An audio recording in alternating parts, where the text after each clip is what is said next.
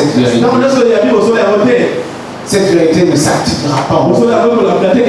Le oui et le non nous appartiennent. Je crois que nous avons la vérité. J'en suis convaincu. Et je crois que le blé est tout à fait que la balle est en train de s'en écarter. Vous savez, et vous voyez, je donnerai peut-être un petit prélude là-dessus dans le soir. Vous voyez, sur la balle qui est en train de s'écarter du blé. Et je pense le vendredi, nous en avons parlé. Je vous avais démontrer comment dans la volonté de Dieu les choses se déroulent. William Branham n'était pas pentecôtiste, il était baptiste.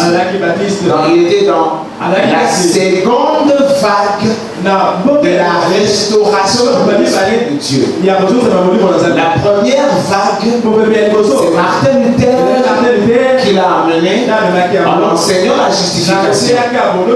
Parce que ce prêtre catholique, ce Martin Luther d'Allemagne, lui il avait compris que l'Église catholique avait enterré la puissance de Dieu.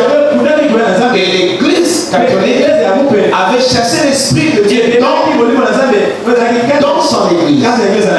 Alors, lui, Martin, était comme le premier reflet. Parce qu'il y a eu comme trois reflets. On peut appeler ça comme on veut. Première vague, premier mouvement, première saison de la restauration. Selon Joël 2. Alléluia. C'est que le Gaza m'a volé. C'est que le Gélec t'a dévoré. Amen. Et ce Gaza, ce Gélec, c'est Rome. Vous connaissez ces choses. La Rome païenne qui s'est transformée en une Rome chrétienne. C'est là où on a tout dévoré. Mais Joël 2 dit, c'est qu'ils vont dévorer là. Je restaurerai. Alors la restauration est sortie même de ce tombeau où on a enterré l'église. Parce que le diable, pour frapper l'église, pour paralyser l'église, était entré dans l'église. Vous connaissez cette histoire. C'est là dans l'église où il est entré et il a paralysé. Et qu'est-ce que Dieu fait? Du milieu même de cette église, Dieu sort un bourgeon. Parce que Martin Luther n'était pas un étranger, c'était un prêtre catholique. Et il gérait toute une paroisse.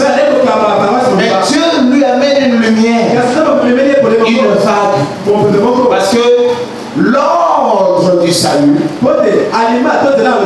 se passe par trois étapes: la justification, la sanctification, le baptême du Saint-Esprit. Or, il y a 500 ans, il y a 600 ans. Permettez-moi, je me laisse conclure. Il y a 600 ans, après que l'Église catholique ait régné seule pendant plus de 1500 ans, il y a 600 ans, dans le cœur de ce prêtre-là, en Allemagne, bougea une pensée. C'est remua une idée. Ils sont les Écritures. Il a trouvé que non, l'évangile ne devait pas être prêché tel que nous le prêchons. Alors lui, il a vu que la justification par la foi, parce que l'Église catholique réclamait beaucoup de choses. Et tout ce que l'Église catholique réclamait était lié à l'argent. Tout était lié à l'argent. Souvent, on s'en prend aux pentecôtistes. Mais il n'y a pas une église qui a soutiré l'argent des brebis du Seigneur comme l'église catholique. Tout était lié à l'argent. D'ailleurs, la crise qui a fait que Martin Luther se détache progressivement de l'église, le mystère de la foule mélangée, le blé et l'ivraie, que quand il y a pluie tombante,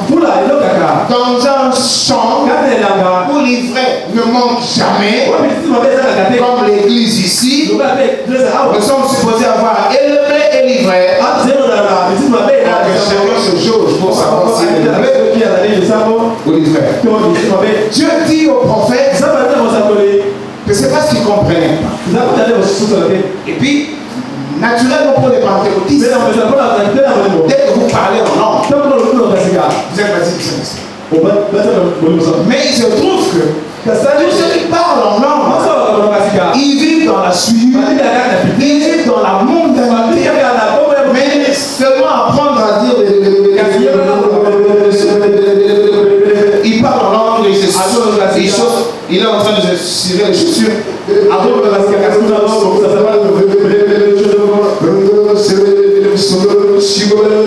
C'est comme ça. Et ça leur suffit. Et le prophète dit c'est normal. Pour eux c'est comme ça. En fait c'est par le mouvement de la Pentecôte que Dieu a confirmé parce qu'il les a utilisés comme point de départ. Voilà pourquoi du milieu d'eux, les pentecôtistes n'ont pas supporté son message. Tel qu'il était entré au milieu d'eux, tel qu'ils l'ont isolé. Et quand vous allez aux États-Unis aujourd'hui, personne ne connaît William Branham. Il a été complètement enseveli. À peine un seul mouvement l'avait gardé. C'est le mouvement qu'on appelle le full gospel. Avec des manches à carrière. Il était resté enseignant ici en Sénat. On ne voulait pas qu'il vienne prêcher. Quelquefois on l'a invité. Comme une fois on l'avait invité. Parce qu'il y avait des bailleurs de fonds chrétiens qui finançaient cette campagne d'évangélisation. Alors il devait aller, je crois, à New York. Il était invité. Il avait organisé, je crois, une campagne pour qu'il l'anime, quoi. La veille, on appelle. Oh, tu viens demain? Il dit oui, je viens demain. Mais on avait quand même une inquiétude. On avait une inquiétude. Quand tu viens, laissez quand même les femmes, les soeurs tranquilles. Laissez-les tranquilles. Il est tranquille comment? Il dit mais non, tu comptes sur les cheveux. Laissez-les en paix, quoi. William Branham, puisque le ministère était en lui, il a dit bon, si je ne prêcherai pas ces langues, je le sens. Alors je préfère carrément ne pas venir. Et vous savez quoi? Ah non, on lui a dit ok, ne viens pas. Et il n'est pas parti. Et du jour après jour, comme là-bas c'est bien organisé, les mouvements sont organisés entre eux, ils se sont écrits dans le X. Parce qu'il met en danger ceci, il met en danger cela. Quand vous le recevez, permettez son ministère d'être connu et tout ça. Fermez la porte. Sinon alors, on ne va plus vous subventionner. Fermez la porte. Et on le recevait plus. Et il est resté confiné. Un peu comme on lui avait dit. Avec ce genre de prédication, tu prêcheras les bons vies. En fait, pourquoi je vous ai dit tout ça? C'est parce que je vous lisais ici, dans un homme qui fuit la face. Il dit, je crois que nous avons la vérité. J'en suis convaincu. Et je crois que le blé est tout à fait que la balle est en train de s'en écarter. C'est comme ça. Les pentecôtistes devaient vomir le message. Vous savez, et vous voyez, je donnerai peut-être un petit prélude là-dessus demain soir. Vous voyez, sur la balle qui est en train de s'écarter du blé. Parce que le blé, c'est un grain vert de la balle. Alors prophétiquement, William Branham explique comment les pentecôtistes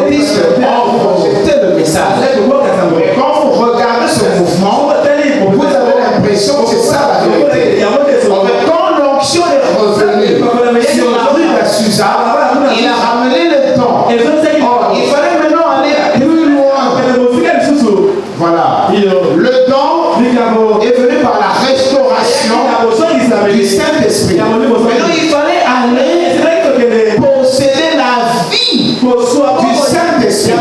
Oh, chez les amis, tu vois le cœur. C'est là de dire, fais comme tu veux, tu vois le cœur. Oh, c'est dans le cœur que la vie de l'homme exprime son extérieur. On te voit mal habillé. On te voit intentionnel. Comme je vous dis une fois, je parlais à une soeur, pentecôtiste, habillée comme une prostituée. Et alors à l'église, alors à l'église, je dis mais non, tu peux être décent. Tu t'habilles de manière à séduire les gens. Pourquoi ça? Et il y avait un ami là. Un ami juste à côté. Ah, sœur, je suis pas. Dieu fait le cœur. C'est comme ça. Elle était là, toutes ses jambes exposées. Mais le frère m'a coupé la parole en disant à sa sœur, il peut chez nous tomber. Ah, ça, on me suivra. Ah oui, c'était un panamiste. Ils sont toujours comme ça. Dieu voit les cœurs. En fait, c'est l'état d'esprit des pentecôtistes. Ils ne pourront jamais faire plus que ça. Nous les comprenons. Alors quand on arrive maintenant dans le message, le prophète dit, la Pentecôte a entouré le message comme une balle. Quand vous voyez le blé, c'est comme le riz. Pour que vous ayez une idée.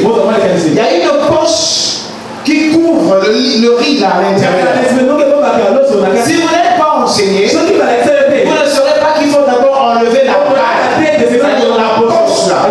Parce que le grain est à l'intérieur. Et c'est cette image naturelle que William Branham prend pour expliquer comment la prophétie a évolué dans le mouvement de l'Église. Donc ils l'ont couvert en balle. Mais puisque le message était excessivement supérieur à ça. Parce que nous croyons selon l'Apocalypse. Nous croyons selon le c'est la personne de Jésus qui vient. C'est ça le rejet de la Odyssée. Le mouvement pentecôtiste, c'est le mouvement laodicéen. Or, prophétiquement, la Odyssée doit rejeter Christ. Il est en dehors, en train de frapper. Il ne pouvait pas supporter ce genre de prédication qui oblige l'individu à revenir, à se repentir et à corriger ses fautes. Ah, c'est le cœur. C'est tout ce qu'il leur est donné. Et ils sont juste limités là. Mais dans le message, ce n'est pas un mouvement de l'esprit. Dans le message, c'est la présence du Fils de l'homme lui-même. C'est l'Apocalypse 10. L'ange puissant qui descend. C'est Christ.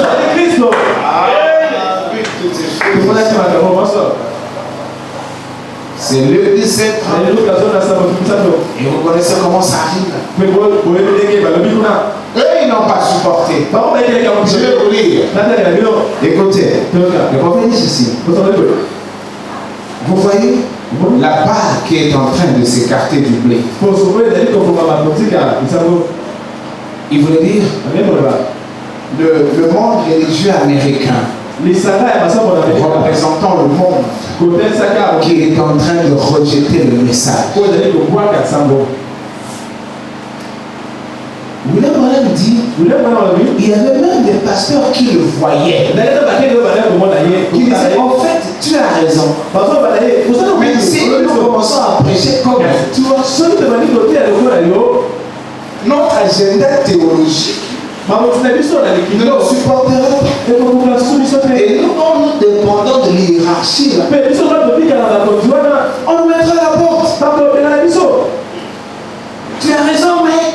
Mais on ne peut pas. Ça C'est pourquoi William Branham a prêché l'accusation. Ah, il faut lire ça. Là où il dit j'accuse cette génération de crucifier Jésus-Christ pour la seconde fois. Écoutez, la balle est en train de s'écarter du blé. Mais le blé maintenant, ah, ça c'est toi et moi. Le blé maintenant doit reposer dans la présence du Fils pour mûrir. Ne te contente pas de dire que j'ai le blé ou je suis le blé, parce que ce n'est pas fini.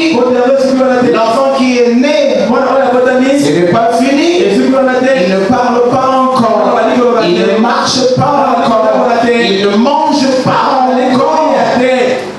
Non, il doit passer des étapes où ses os doivent durcir pour qu'il se mette debout. Il doit passer un état ou alors sa mémoire et son intelligence humaine copient le langage des parents et se mettent à parler.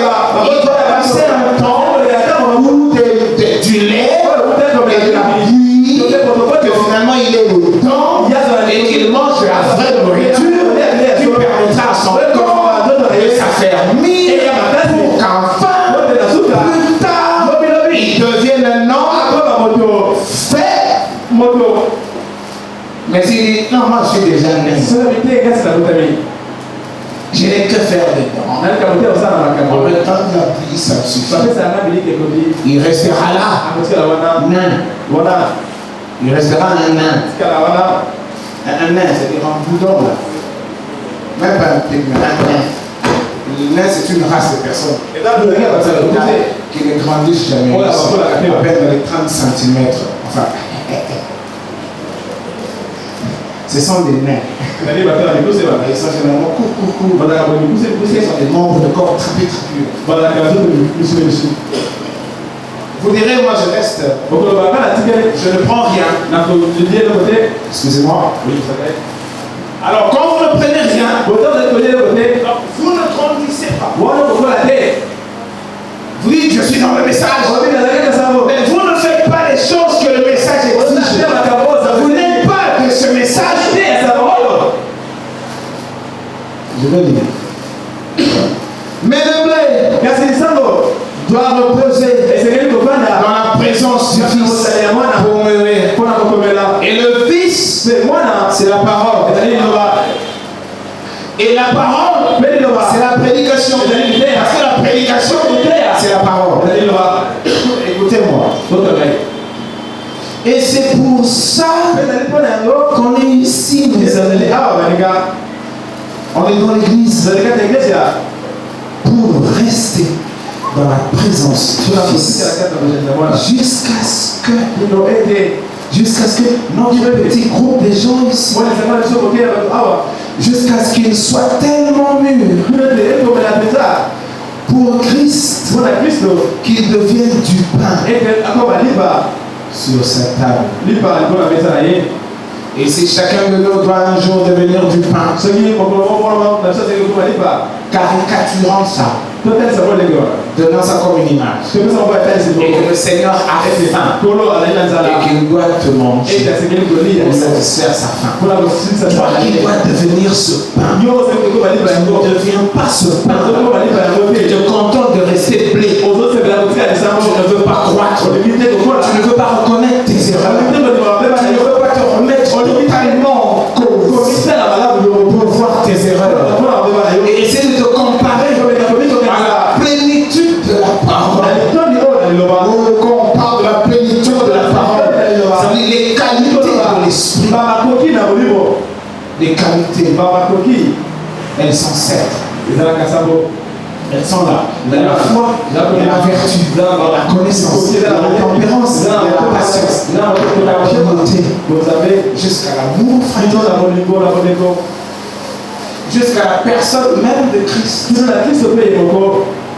Vous ne vous êtes jamais remis en cause. Ma vie chrétienne à 10 ans de vie. quel en est le bilan, ça peut t'aider de t'évaluer et de prendre position. Sinon, ça sera comme il a dit à Moïse. Tournez vers le nord. Je m'en ferai une autre génération plus digne que. Donc ici en fait, j'aimerais seulement arriver là.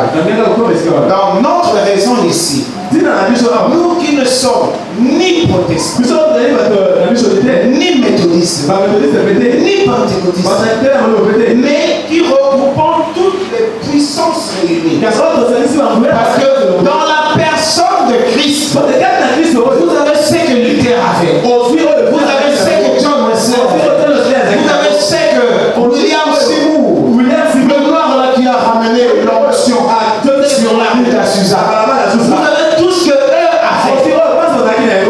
Vous avez la justification, vous avez la sanctification, vous avez le baptême aussi. Amen. Et quand vous avez tout ça, parce que vous devez avoir tout ça, peut-être que vous croyez, celui qui a 5 ans, il croit à sa 6e année, à sa 7e année, et ainsi de suite. Celui qui a 18 ans, il croit à la 19e année, à la 20e année. Celui qui se prépare au mariage, il rêve de la vie familiale.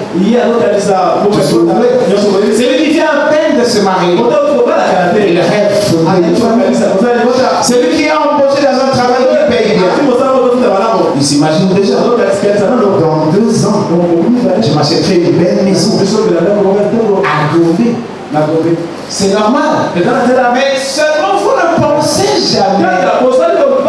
C'est que Dieu lui pense prophétiquement. Parce que quand le Seigneur arrêtera des choses, ce n'est pas qu'il attendra une fille qui vient se marier, attraper une grossesse et mettre au monde. Ce n'est pas qu'il attendra une femme qui est grosse. Le Seigneur dit non, non, non. Donc quand c'est elle qui est grosse, il faut passer lui. Amen. Oh, nous ne pensons qu'à nous-mêmes. Sauf à ce que lui pense. Parce que ce que lui pense est souverain. Quand ça vient, ça va vous trouver dans un, comment on dit, une certaine condition. Vous trouverez là. Parce que Dieu n'échouera pas. Il va te contraindre. S'il n'a que toi comme instrument, il va te contraindre à le suivre et à te disposer pour lui. Voilà le Seigneur. Donc aujourd'hui, nous devons aussi arriver à penser à ça. On pense plus. Quand est-ce que je quitterai ce quartier? Je vais aller dans un quartier mieux loti que ça. Ici, il n'y a pas de courant. Il n'y a que faire ceci. Je dois aller quelque part. Le souci que vous avez pour vous-même, le vrai en principe, à la lumière de l'évangile, être moindre par rapport aux soucis que vous avez avec la parole de Dieu, avec ce que Dieu fait accomplir. Oh, ma vie, ça ne marche pas, je ne comprends rien. Et vous faites tellement de soucis. Tellement de soucis. Vous savez que le Seigneur a pitié de nous. Qu'il fasse fonctionner son esprit dans nos cœurs. Et c'est là où souvent les chrétiens vont s'en parler. Parce qu'il fait à tout prix réussir sur en fait ce qui pour lui n'est qu'un moment de passage. Et là, on n'a pas le temps pour le Seigneur. On est fatigué. On est découragé. Mais pendant que vous êtes fatigué, pendant que vous êtes découragé, vous orientez déjà votre esprit vers le malin. Et vous allez prendre le shortcut, comme on dit. Et vous allez briser la parole. Et têtu que vous êtes, vous allez croire que le Seigneur va vous rappeler après. Vous êtes mal enseigné. Parce que si vous êtes un pécheur inique, alors le Seigneur te connaît. Et il traitera avec toi selon l'orgueil de ton cœur, selon la vanité de ta vie. C'est ça le Seigneur. Bon, excusez-moi. Le prophète dit que Dieu n'est pas notre ami. Le Seigneur est l'ami de sa parole. Selon la saison. Aujourd'hui, il ne nous appelle pas seulement à la justification. C'était autorisé à l'époque ultérieure. Il ne nous appelle pas seulement à la justification. C'était à la limite de l'époque wesleyenne. Il ne nous appelle pas seulement à se contenter de sauter, à se contenter de rouler.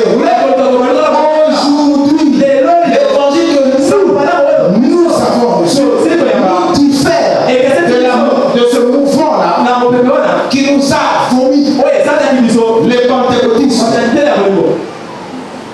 Et nous, c'est différent. Nous, nos sœurs peuvent venir habillées normalement. Et nous avons prouvé ici que ce n'était pas William Branham, c'est la Bible. William Branham a parlé de la Bible. C'est la Bible qui exige ça. Quand William Branham dit que la femme ne peut pas prêcher, en fait, ce n'est pas William Branham, c'est la Bible qui le dit. C'est tout. La Bible dit, exige que les sœurs, parce que ça parle pas des sœurs, qu'elles ne se parlent pas de ces choses. Ouais, le diable. Quand vous commencez tout court, il va toujours aller à l'extrême. Vous allez voir comme si ça suffisait. Mais le monde quand même. Et vous allez voir comme c'est lui qui met son collier ici. Il va faire en sorte que son bouton de se faire. C'est qu'il y a là. C'est de la vanité. C'est un démon. Alléluia. C'est de la vanité. C'est un démon. Alors maintenant, ça suffit plus. Et vous écoutez. Ils mettent sur la langue. Ils accrochent ici. Donc en fait, c'est l'insatisfaction humaine. Quand le diable prend la chair, il va vous faire exploser alors dans la chair. Qu'est-ce que j'entends par là? Il va vous faire désirer des désirs que Dieu n'a pas prévus. Alors vous chercherez des désirs supranaturels au point de vous rendre malade. Pauvre humain que nous sommes. Regardez maintenant. Je me demande comment ils font. Même sur la langue, et puis ils sont là. Aujourd'hui, je ne sais pas si cet esprit de tatouage a envahi le Congo, je ne sais pas encore. Mais wow! En Europe, aux États-Unis, je vous dis wow! La peau humaine est devenue comme un tissu d'œuvre d'artiste. Chaque citoyen a son côté tatoué. Personne ne ment. Ils ont des parties du corps sensibles enfermées qu'ils tatouent. Mais quand ils tatouent, et bien alors quoi? Il va se lever. Et quand il se lève, vous allez voir c'est tatoué. Bon, moi je bénis le Seigneur. Il m'a fait croire à moi le message de la fille. Oui. Parce que ça m'a averti de toutes ces folies. Vous voyez dans les églises, plein.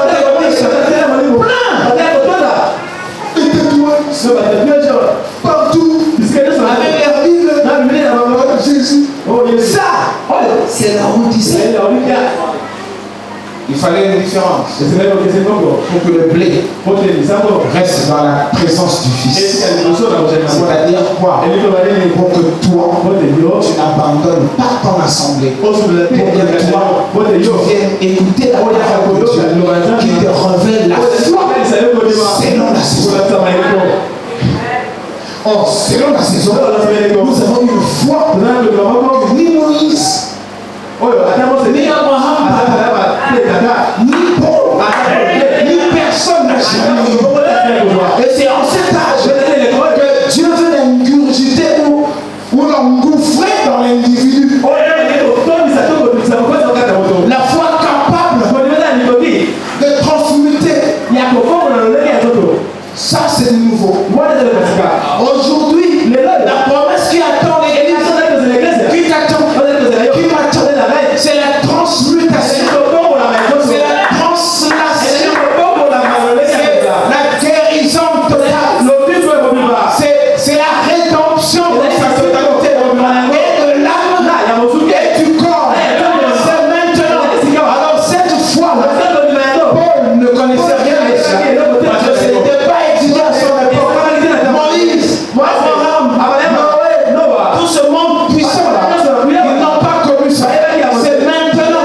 Alors quel type d'évangile va nous préparer quand on est dans la saison appelée la préparation des lampes? Parce que la lumière doit briller dans le ténèbres. C'est pourquoi de temps à autre, nous parlons comme Malachie 4, parce que c'est de sa part que nous parlons. Il dit ici, excusez-moi, je ne vais pas vous tenir longtemps, s'il vous plaît, hein. Il dit ici, dans le Dieu de cet âge mauvais,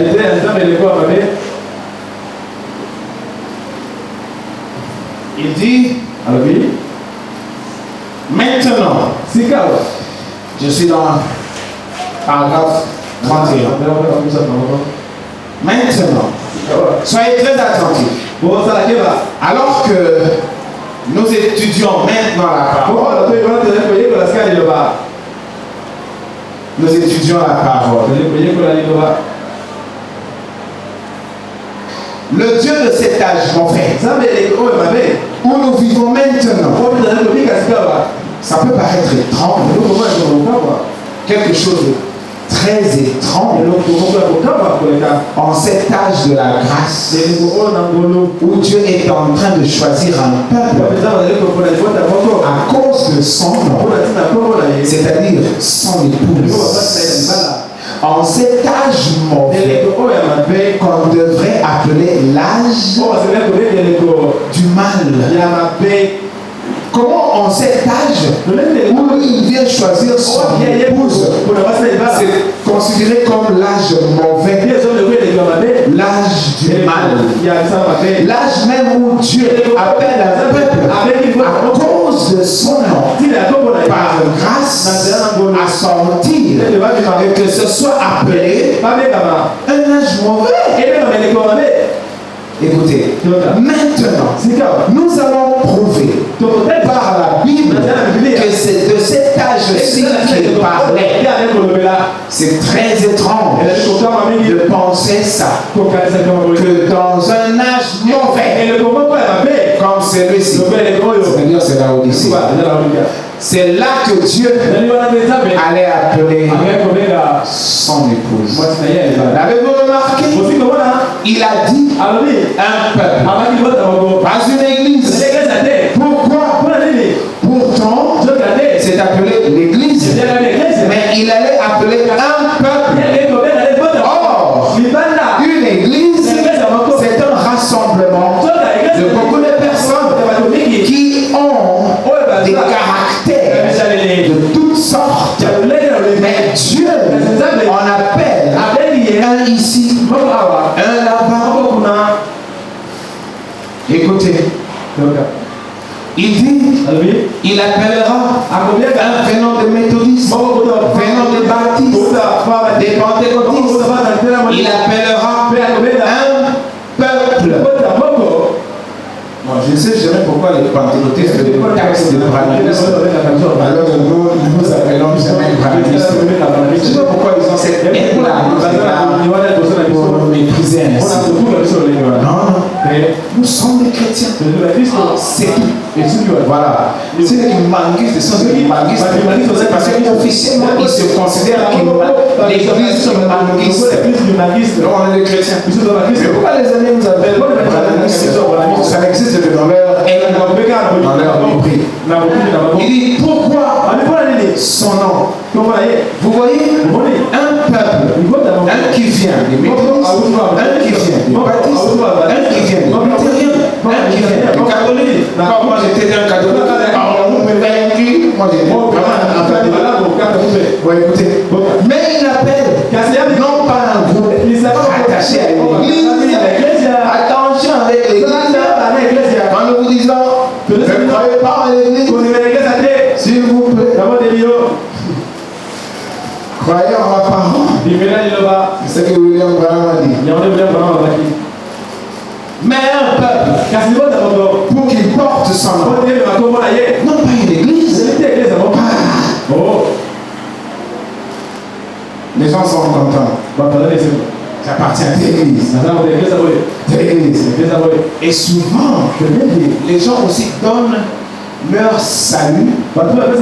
Ils conditionnent leur salut par le genre de ministère qui gère une église. C'est antichrist. Il y a des gens qui croient parce qu'ils appartiennent à telle église, il sera automatiquement sauvé. C'est antichrist. Dieu n'a rien à voir avec la colombe. Il n'a rien à voir avec Shekinah. Il n'a rien à voir avec Logos. Il n'a rien à voir avec Rigini qui a changé de nom. Rien à voir. Vous pouvez être né dans la maison du pasteur. Ça